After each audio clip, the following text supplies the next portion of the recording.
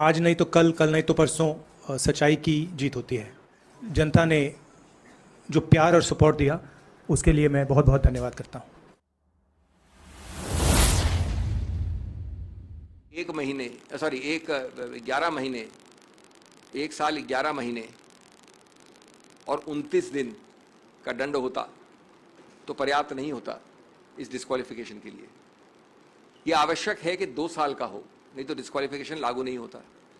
अब रोचक बात यह है कि 2 साल इस दंड के लिए मैक्सिमम है, और आज तक जिन लोगों को इसका अनुभव है वो जानते हैं कि 2 साल का कभी भी दंड जो मैक्सिमम पनिशमेंट होता नहीं दिया गया है। लेकिन उसको छोड़िए, अगर आपको मैक्सिमम पनिशमेंट देना है दंड, तो जो आप सेंटेंसिंग की कार्रवाई कन्विक्शन की कार्रवाई से अलग होती है। मैं पहले कन्विक्ट कर दूंगा आपको, उसके बाद मेरे को अलग एक सुनवाई करनी होती है सेंटेंसिंग में। तो माननीय जज ने कहीं ये कोई कारण नहीं दिया, कोई औचित्य नहीं बताया कि क्यों हमने आपको 2 वर्ष का मैक्सिमम अधिकतम दंड दिया है। अगर उन्होंने कोई कारण नहीं बताया, 15 मिनट में सेंटेंसिंग, राहुल गांधी जी गए थे कोर्ट, तो अगर आप कारण नहीं बताओगे तो उसका आधार नहीं होगा, तो 2 वर्ष कैसे आपने लागू किए एक साथ? 8वां, उन्होंने कहा कि ये तो हैबिचुअल ऑफेंडर है। हमने चार्ट दिखाई, 13 केसेस में एक में भी कन्विक्ट नहीं हुए राहुल गांधी जी, एक में भी। सबके सब 13 केसेस बीजेपी कार्यकर्ताओं द्वारा हैं। मैं आपको एक केस कार्यकर्ता द्वारा फाइल करके मैं कह दूंगा कन्विक्ट हो आप। एक 14वां केस है जिसपे कन्विक्ट नहीं हुए, राफेल का कंटेम्प्ट है, जहां मैं पेश हुआ था, वहां पर अपॉलॉजी मान्य है, वहां भी कन्विक्ट नहीं हुए। और वो राफेल वाला वक्तव्य 14 नवंबर 2019 का है। ये वक्तव्य जो कोलार में हुआ वो 14 अप्रैल 2019 का, 8 महीने पहले का है। तो आप कोलार के लिए कन्विक्ट नहीं कर सकते ऐसे वाक्य के आधार पर जो 8 महीने बाद हुआ। इस प्रकार के मैं आपको कई और मुद्दे दे सकता हूं। इसका मूल उद्देश्य क्या है? मूल उद्देश्य है ये बताना कि ये कन्विक्शन हमारा पूरा विश्वास और आशा है, हमारा हौसला है कि निकट भविष्य में ये कन्विक्शन एक्विटल में बदल जाएगा। अपील इसकी चल रही है, कन्विक्शन की बात कर रहा हूं। तब तक, जब तक ये चलती है, तब तक आप किसी व्यक्ति को डिस्क्वालिफिकेशन के आधार पर निष्कासित कैसे रख सकते हो, उनका स्थान रिक्त कैसे रख सकते हो, उनको जितने लोगों ने, आप जानते कितने लाख लोगों ने उनको चुनावित किया, उनको आप वंचित कैसे रख सकते हो इस पद से। और इसलिए बैलेंस ऑफ कन्वीनियंस चाहती है कि ऐसे केस में आपको स्टे करना चाहिए। हमारी दलील मान के उन्होंने स्टे किया। अब अंतिम बात हिंदी में, अगर जरूरत होगी तो मैं संक्षेप में अंग्रेजी में बोल सकता हूं। उसमें ऑर्डर जो शाम को आएगा उसमें उन्होंने 2 लाइन जरूर कही है कि अगर श्री राहुल गांधी को जो उच्चतम न्यायालय का आदेश है उसका आभास होता तो शायद वो और रिस्ट्रेंट रखते। इसमें मैं आपको 2-3 चीजें विनम्रता से कहना चाहूंगा। आप मूल मुद्दे की बात करिए, जो कन्विक्शन स्टे है उस पर आप बात नहीं करना चाहते हो, इसलिए आप ये 2 वाक्य को ऐसे पढ़ रहे हो जैसे कि उच्चतम न्यायालय ने कुछ कहा है। मूल मुद्दा है कि आपने स्टे करना है कि नहीं कन्विक्शन को, और वो स्टे हो गया है। दूसरा जो ये जिक्र है इसका, उसमें ये लिखा है कि अगर ये राफेल वाला ऑर्डर पहले आया होता, ये तो हम दोनों की बात, मानी हुई बात है कि राफेल का ऑर्डर 8 महीने बाद आया था, तो इसलिए उसका कोई लागू होने का सवाल नहीं उठता। बार बार निचले कोर्ट्स में भी ये प्रयत्न किया गया, सीधे या परोक्ष रूप से, कि श्री राहुल गांधी माफी मांगे। आज की बात नहीं कर रहा हूं मैं, निचले कोर्ट्स की बात कर रहा हूं।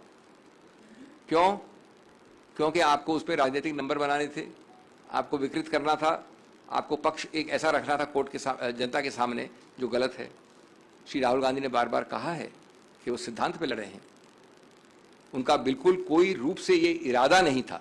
इरादा वाला हमारा एक 8वां पॉइंट था कि जो प्रावधान है 499, उसमें इरादा चाहिए, बद इरादा चाहिए, गलत इंटेंट चाहिए। और इसमें एक बड़ा रोचक वाक्य है एविडेंस वाले का कि मुझे राहुल गांधी के बद इरादे के बारे में कोई ज्ञान नहीं है, कोई संज्ञान नहीं है, ये लिखा है उन्होंने, कंप्लेनेंट ने। तो हमने ये कहा कि जब ये है सिचुएशन तो आपको किसी रूप से ये कन्विक्शन स्टैंड नहीं होना चाहिए। हमारी दलील मानी गई, पूरी तरह से बहस दूसरी तरफ से भी हुई थी, इसलिए ये बहुत ही संतुलित ऑर्डर है। जैसा मैंने कहा, ये विजय है लोकतंत्र, गणतंत्र की, लोगों की, सिद्धांतों की, संविधान की और कानून की। बहुत बहुत धन्यवाद। शुक्रिया अभिषेक जी। सुप्रीम कोर्ट के आदेश के बाद अगला कदम लोकसभा में स्पीकर को लेना।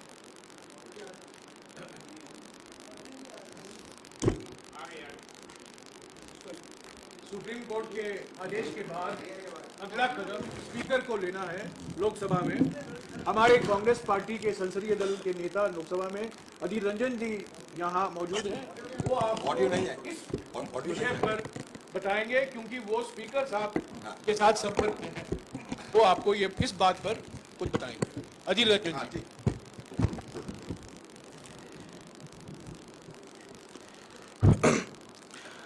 आप सबको नमस्कार। हमारे कानून विशारद अभिषेक मनु सिंघवी जी सारे मुद्दे को विस्तार से बयान किए हैं। नया कुछ कहने की जरूरत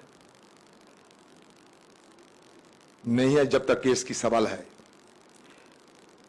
जयराम जी कह दिए हैं कि अगले हमें क्या करना है ये हम तय करते हैं।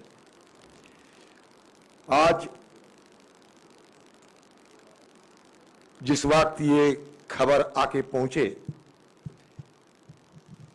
कि हमारे अभिषेक मनु सिंघवी की अगुवाई में सुप्रीम कोर्ट में जो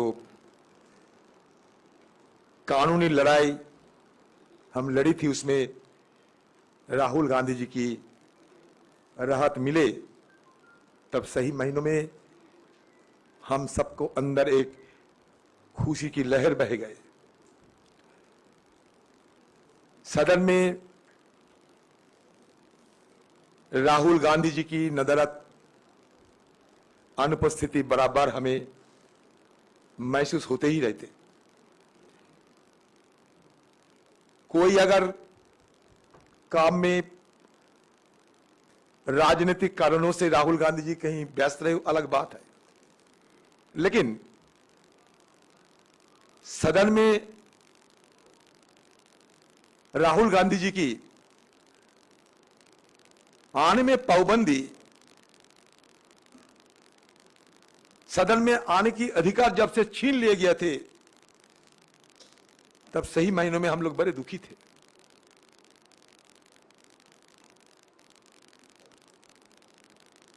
ये राहत की खबर सुनते ही तुरंत मैं इस सदन के अंदर पहुंचे और पॉइंट ऑफ इंफॉर्मेशन की हवाला देते हुए पीठ में जब हमारे चेयरमैन राजेंद्र अग्रवाल साहब बैठे थे तब उनके पास बात रखी कि सुप्रीम कोर्ट से राहुल गांधी जी की राहत मिल चुके हैं। अब सारे पाबंदी हटा के जल्द से जल्द उनके सदन के अंदर वापसी के लिए कार्रवाई शुरू करना चाहिए। उनकी सदस्यता जिस त्वरित गति से संपन्न हुई थी, आप सबको जानकारी है कितनी त्वरित गति से उनकी सदस्यता खारिज हुई और उसके साथ साथ मकान भी खाली करवा गया। जब ये दिल्ली में लुटेन में बीजेपी वालों को कितने सारे नुमाइंदे सालों साल अपने बंगला में विराजमान रहते हैं, वो भी सदस्य ना होने के बावजूद, लेकिन वो परिवार जिस परिवार हिंदुस्तान को तीन प्रधानमंत्री दिए हैं, जिस परिवार हिंदुस्तान के लिए एक नहीं दो बलिदान किए हैं, उस परिवार की सदस्य राहुल गांधी जी को मान लीजिए धक्का मारते हुए उनकी घर खाली करवा गया। इस तरीके की वेदना, निर्ममता साथ लेकर हम लोग चलते थे, लेकिन भरोसा तो थी कि आज नहीं तो कल सच्चाई की जरूर जीत होंगे, और वो आज हुआ है। हिम्मत ना खोना, सिर्फ आगे बढ़ते रहना। जो कहते हैं ये तेरा बस की नहीं, उन्हें कुछ करके दिखाना, यही मकसद लेकर चलते चलते आज राहुल गांधी जी की सच्चाई साबित हो चुके हैं। सनद रहे कि हमारे देश की और सभ्यता की सबसे बड़ा पहचान होते हैं सत्यमेव जयते। आज जीत हुई सच्चाई की, हिंदुस्तान की करोड़ों की आम लोगों को आशीर्वाद, दुआ, समर्थन राहुल गांधी जी की सबसे बड़ा ताकत थी और इसी ताकत के बदौलत उन्होंने आज जीत हासिल किए हैं। अभी सदन की अंदर जाना बाकी है। स्पीकर से मुलाकात कर चुके हैं मैंने और स्पीकर साहब को दरखास्त भी किए हैं, गुजारिश भी किए हैं कि जिस त्वरित गति से राहुल गांधी जी की बर्खास्त हुई थी, उस त्वरित गति से ही उनको दोबारा वापस लाना चाहिए।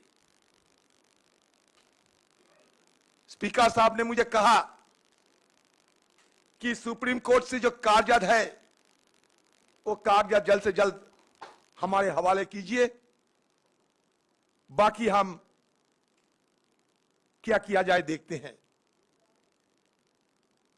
मैंने कहा स्पीकर साहब,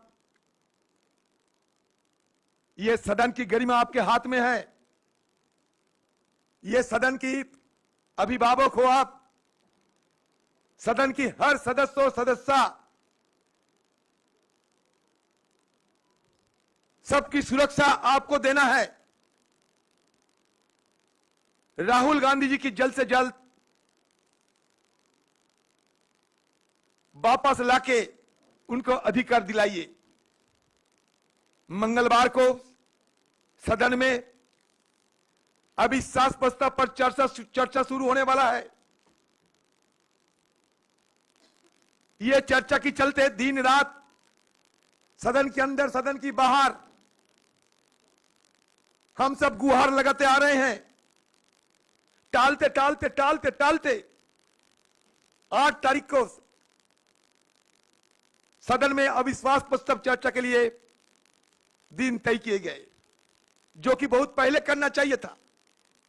और नियमों के मुताबिक जब अविश्वास प्रस्ताव सदन में लाए जाते, जिसकी मान्यता दिया जाते स्पीकर की तरफ से,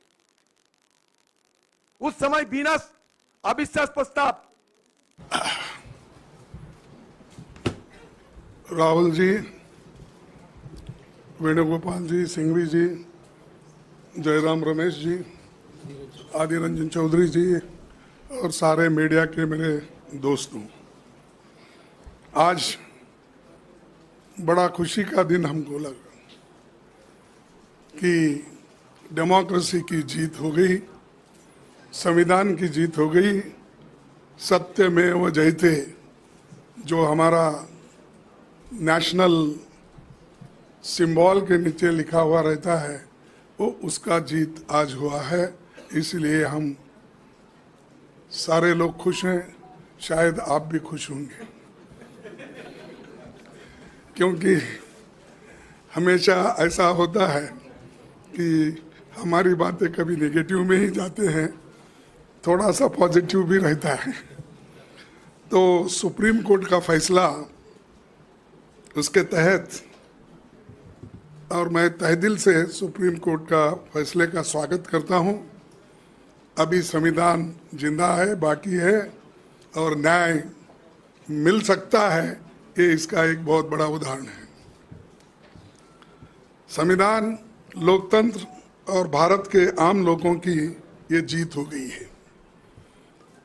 सिर्फ राहुल गांधी जी का जीत नहीं है, सारे भारत के जनता की जीत है और डेमोक्रेसी की जीत है और संविधान के उसूलों की जीत है।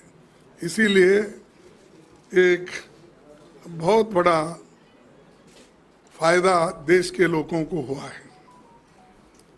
जो एक व्यक्ति लड़ता है सच्चाई के लिए, देश के हित के लिए और देश को मजबूती लाने के लिए, देश के युवाओं के लिए, देश में जो महंगाई बढ़ रही है, महंगाई के खिलाफ जो व्यक्ति लड़ते और लोगों को जागृत करते करते कन्याकुमारी से लेकर कश्मीर तक 4000 किलोमीटर से भी ज़्यादा चल के गरीबों से मिले, बच्चों से मिले, डॉक्टर, इंजीनियर, सभी लोगों से मिले। और आज मैं समझता हूँ उन सब की दुआएं हमारे साथ है, इसीलिए ये लोगों का जीत है, मैं ये कह सकता हूँ। और ये तो लोकतंत्र की जीत गूंजेगी। और राहुल गांधी जी को हटाने में, डिस्क्वालीफाई करने में सिर्फ 24 घंटे में सब कुछ हुआ। अब देखेंगे अब कितने घंटे में उनको रीइंस्टेट करते हैं, क्योंकि डिस्क्वालीफाई करने के लिए तो उनको टाइम ही नहीं आया। जजमेंट गुजरात, ये तो दिल्ली का जजमेंट है, बहुत आस्था नज़दीक है बहुत ही। अब गुजरात से आया जो ये था, उसको उन्होंने 24 घंटे लगा के उसमें सब डिस्क्वालीफाई करे, बाकी सारी चीज़ें करे, बाहर निकाले, सब कुछ हुआ। लेकिन दिल्ली के सुप्रीम कोर्ट और हमारा जो पार्लियामेंट है, हार्डली ये सिर्फ किलोमीटरों पे है, तो वो तो 1500 से 600 किलोमीटर था। तो इसलिए मैं चाहता हूँ कि शायद रात में वो रीइंस्टेट करते हैं, क्या अभी करते हैं, कितना वक्त लेते हैं, हमको अब देखना चाहिए। हम देखेंगे और इंतज़ार करेंगे। अब इतना बड़ा इंतज़ार किए तो ये जो बाकी उनके ऑर्डर का भी हम इंतज़ार करेंगे। और ये मोदी सरकार को और बीजेपी लोगों को थोड़ा, अरे भाई हम क्या गलती की, ये करना नहीं था, ऐसा तो थोड़ा लगा होगा। चाहे वो मन में ही बोलते होंगे या बाहर बोलने को थोड़ा कष्ट होता होगा, लेकिन मैं उस पर टिप्पणी नहीं करना चाहता हूँ, क्योंकि अभी आगे हमारा लड़ाई जारी रहने वाला है। तो इसलिए मैं इतना ही कहूँगा कि ये लोगों की जीत है, वोटरों की जीत है, और वायनाड के नागरिकों की और वोटर की ये जीत है। वहाँ के लोग भी बड़े खुश हैं और वायनाड के लोग जीत से अब सब जगह ये अपनी जीत बना रहे हैं। तो मैं ज़्यादा न बोलते हुए बाकी के डिटेल में सिंघवी साहब बोलेंगे और चौधरी साहब भी बोलेंगे और राहुल गांधी जी भी एक दो शब्द कहेंगे। तो इतना कह के मैं आपको यही कहूँगा कि आप भी हमारे साथ कभी कभी खड़े होते हैं, इसीलिए आप सबको भी नमस्कार और दो शब्द कहने के लिए मैं उनसे शुक्रिया खड़गे जी। मैं राहुल जी से गुजारिश करूंगा, क्योंकि वो हमारे बीच में मौजूद हैं, वो कुछ शब्द आपके सामने रखें। राहुल जी के बाद सिंघवी साहब और अधीर रंजन जी प्रेस कॉन्फ्रेंस करें। थैंक यू खारगे जी, आप सबका यहाँ बहुत बहुत स्वागत। आज नहीं तो कल, कल नहीं तो परसों सच्चाई की जीत होती है। मगर जो भी हो, मेरा रास्ता तो क्लियर है। मुझे क्या करना है, मेरा क्या काम है, उसके बारे में मेरे दिमाग में बिल्कुल क्लैरिटी है। जिन लोगों ने हमारी मदद की और जनता ने जो प्यार और सपोर्ट दिया, उसके लिए मैं बहुत बहुत धन्यवाद करता हूँ। Thank you. शुक्रिया राहुल जी, शुक्रिया खड़गे जी। Thank you.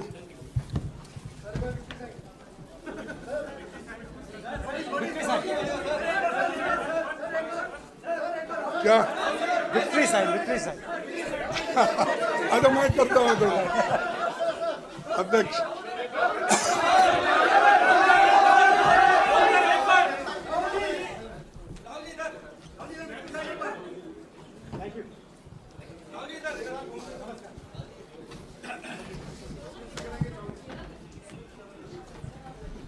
साथियों, अभी अभिषेक सिंघवी जी आपको संबोधित करेंगे। उसके बाद में कांग्रेस पार्टी के नेता लोकसभा में हमारे संसदीय दल के नेता अधीर रंजन चौधरी जी भी आपको संबोधित करेंगे। अभिषेक सिंघवी जी।